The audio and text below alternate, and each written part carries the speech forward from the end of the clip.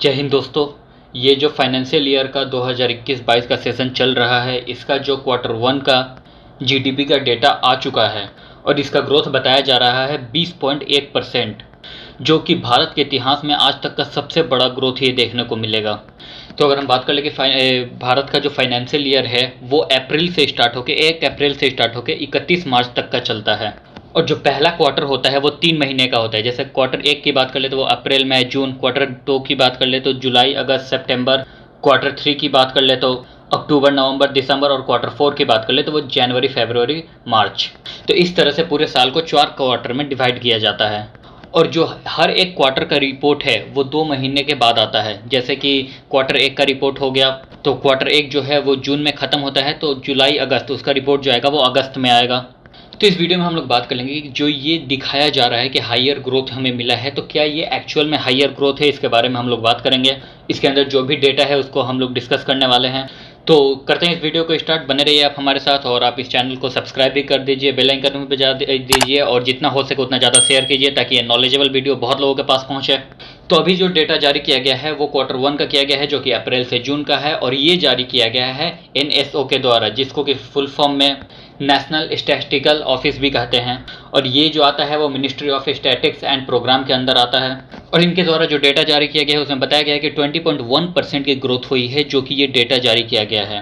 पहले जो होता था, हमारे बहुत पहले जो डेटा निकाला जाता था वो एक साल का निकाला जाता था, बट 1990 के बाद इसको क्वार्टर में डिवाइड कर दिया गया कि हाँ, हर 3-3 महीने का एक क्वार्टर निकलेगा, और हर क्वार्टर का एक डेटा निकलेगा। तो 1990 के बाद अभी तक देखने को मिला है कि इतनी बड़ी ग्रोथ कभी भी नहीं हुई है। अगर हम पिछले 2-3 साल की जीडीपी की ग्रोथ की बात करें तो वो कंसिस्टेंसी नीचे चलती जा रही थी, ग्रोथ देखने को नहीं मिल रहा था। लेकिन डिफरेंस कब देखने को मिला, जो पिछले साल, जो कि क्वार्टर 1 था 2021 का जो क्वार्टर 1 था, जो कि अप्रैल से मई का था, तो इस टाइम पे 2020 में 24.4% की गिरावट देखने को मिली थी हमारे जीडीपी में। उसके बाद फिर पिछले साल क्वार्टर 2 में 7.4% की गिरावट देखने को मिली। उसके बाद क्वार्टर 3 की बात कर ले तो वहाँ पे 0.5% की बढ़ोतरी हुई, और अगर हम क्वार्टर 4 की बात कर ले तो वहाँ पे 1.6% की बढ़ोतरी देखने को मिली थी हमारी जीडीपी में। और फिर उसके बाद अगर आप इस साल का डेटा देख रहे हो क्वार्टर 1 का, तो उसमें 20.1% की बढ़ोतरी हुई है। तो मैं आपको इसको डिटेल में समझाता हूँ। अब हम लोग जैसे बात करने वाले हैं अप्रैल मई जून की डेटा के बारे में, तो इसको मैं आपको डिटेल में समझा देता हूँ ताकि आपको समझ में आ जाए। तो हम लोग अब बात कर लेते हैं इसको ईयर वाइज, जैसे कि 2019 का अप्रैल मई जून ले लिया, फिर 2020 का अप्रैल मई जून, और 2021 का अप्रैल मई जून। तो इस तीनों को हम लोग कंपेयर करते हैं। तो चलो, अगर हम लोग मान लेते हैं कि 2019 में जो हमारा जीडीपी था वो 100 रुपये था अप्रैल मई जून का, तो हमने ग्राफ में देखा कि 2020 में 24.4% की गिरावट हुई है। तो इसका मतलब क्या होगा कि 2020 को हम कंपेयर कर रहे हैं 2019 से, तो हम लोग 24.4% को हम लोग एक राउंड फिगर मांग लेते हैं, मान लो वो 25% हो गया। तो 25% की गिरावट का मतलब ये हुआ कि जैसे 2019 में हम लोगों ने 100 रुपये का जीडीपी लाया, तो 2020 में वो घट के कितना आ गया, 75 रुपये पे आ गया। क्योंकि रीज़न भी उसके पीछे ये था कि पूरा लॉकडाउन, कंप्लीट लॉकडाउन लग गया था, कोई एक्टिविटी नहीं हो रही थी, सारी चीज़ें बंद थी, तो जाहिर सी बात है कि गिरावट तो होनी ही है। तो मैंने आपको बताया क्या कि 2021 में जो ग्रोथ हुआ है वो 20% का ग्रोथ हुआ है। तो इसको किससे कंपेयर करना है, तो 2021 का जो ग्राफ है वो कंपेयर करेगा 2020 के ग्राफ से। तो 20% का ग्रोथ हुआ, इसका मतलब क्या हुआ कि जो 75 रुपये है वो बढ़ गया, कितना हो गया, वो 90 रुपये हो गया।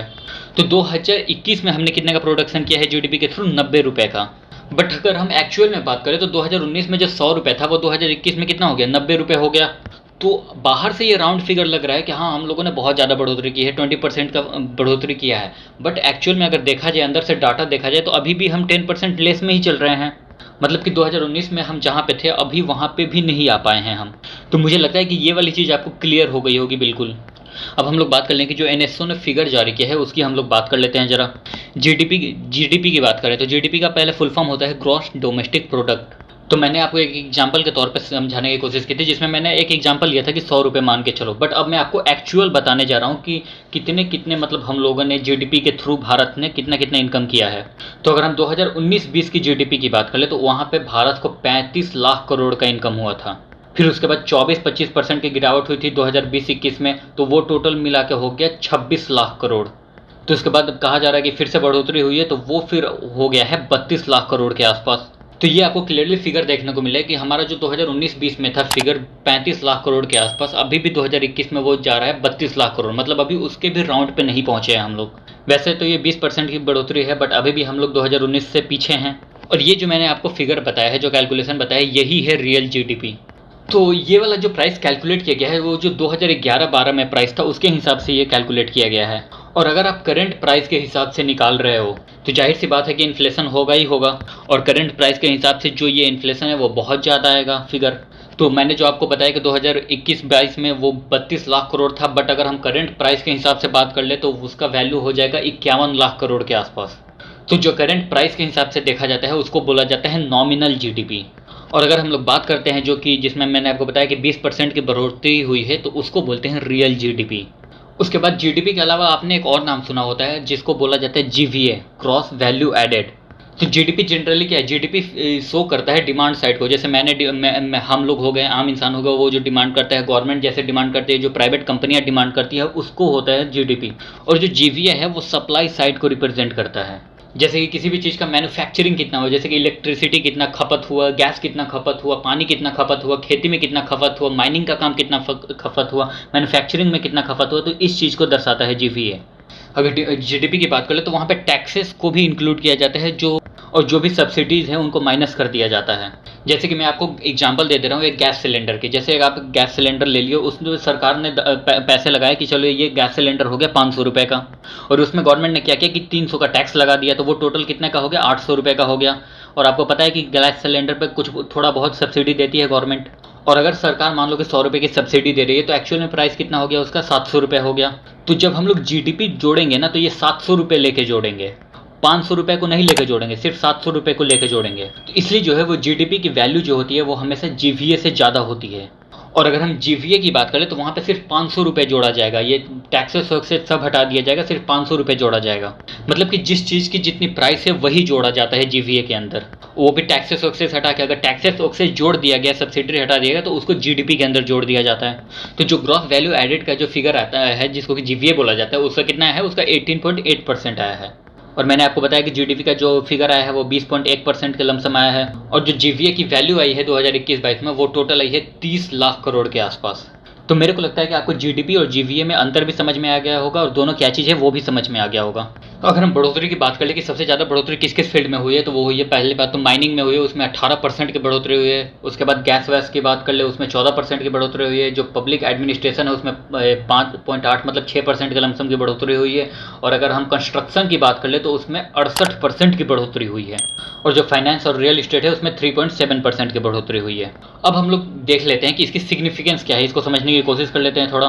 तो काफ़ी बड़ा एक जंप देखने को मिल रहा है। चलो लो रिकवरी की बात ही क्यों ना हो, मानना कि उसके कंपेयर में कम है, बट ये बहुत अच्छी बात है कि कम से कम जंप देखने को तो मिल रहा है। क्योंकि आपको पता हो कि हमारे देश में जो सेकंड वेव आया था उससे लग रहा था कि जैसे हमारी इकोनॉमी पूरी चौपट हो जाएगी। क्योंकि आप उस पल को याद कीजिए कि वो कितना खतरनाक पल था, लोग सड़कों पे भटक रहे थे कि कहीं से ऑक्सीजन मिल जाए, बट नहीं मिल रहा था। तो आप समझ सकते हो कितना खतरनाक टाइम था वो। तो आपने देखा कि सेकंड वेव के बावजूद भी जो स्टेट गवर्नमेंट थी, जो राज्य सरकारें थी, उन्होंने पूरी तरह से लॉकडाउन नहीं लगाई थी। क्योंकि जो केंद्र सरकार है उन्होंने फ्रीडम दे दिया स्टेट गवर्नमेंट को कि आप जैसे चाहें अपने चीज़ों को हैंडल कर सकते हैं। तो इसी वजह से जो है हमारी इकोनॉमी बहुत बच गई थी। तो आज जो फिगर दिख रहा है 20.1% का, अगर सेकेंड वेव में पूरा लॉकडाउन लग जाता ना तो ये फिगर का तकरीबन आपको 10% का ही देखने को मिलता है, इतना ज़्यादा नहीं मिलता। तो अगर हमारे देश में सेकेंड वेव आया ही नहीं होता ना तो हो सकता है हमारी जो जीडीपी है वो 25% ऊपर जाती, तकरीबन 25% से ऊपर भी जा सकती थी, 30% तक जा सकती थी। तो ऑब्वियस सी बात है कि सेकेंड वेव का इम्पैक्ट आया है, बट बहुत बड़ा जो इम्पैक्ट आने वाला था वो नहीं आया। तो अब मैं आपको फुल फिगर बता दे रहा हूँ एक साल का। तो 2020-21 का जो फाइनेंशियल ईयर था उसका जो जीडीपी था, तो उस टाइम पे हमारी जो जीडीपी गिरी थी वो 7.3% से पूरे साल की जीडीपी गिरी थी। तो इस साल का अगर बात कर ले कि इस साल का अनुमान जो आरबीआई के द्वारा लगाया गया है वो 9.15% के ग्रोथ पे लगाया गया है कि इतनी जीडीपी हमारी बढ़ सकती है। और ये हालांकि बहुत ज़्यादा हद तक डिपेंड करता है थर्ड वेव के ऊपर कि थर्ड वेव अगर आएगा और बुरी तरह से आएगा तब तो बहुत ज़्यादा इम्पैक्ट पड़ेगा, और अगर नहीं आएगा तो 9.5% के मतलब ग्रोथ से हम लोग ऊपर बढ़ सकते हैं जीडीपी में। तो आई थिंक आपको ये वीडियो नॉलेजेबल भी लगा होगा, इंटरेस्टिंग भी लगा होगा। तो फिर मिलते हैं नेक्स्ट वीडियो में। जय हिंद।